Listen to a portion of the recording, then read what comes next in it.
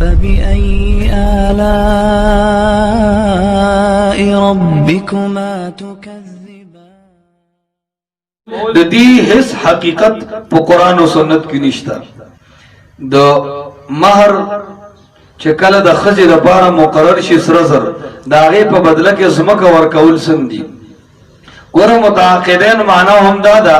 چې د خځې او د خاوند رضامندیا له اعتبار دی که یو سړی 2 توله یا 2 توله یا 4 توله مہر د خځې لپاره لیکل دی اوس دا مہر پر یو سړی باندې واجب دی که دا خځه او خاوند خوشالي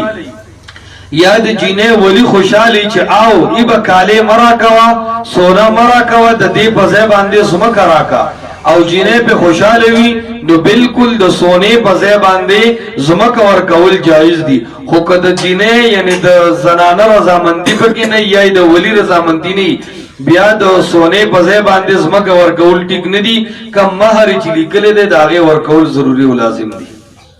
बेहतरीन सदका जारिया हासिल करने के लिए इस वीडियो को लाइक, कमेंट और शेयर करना मत भूलें।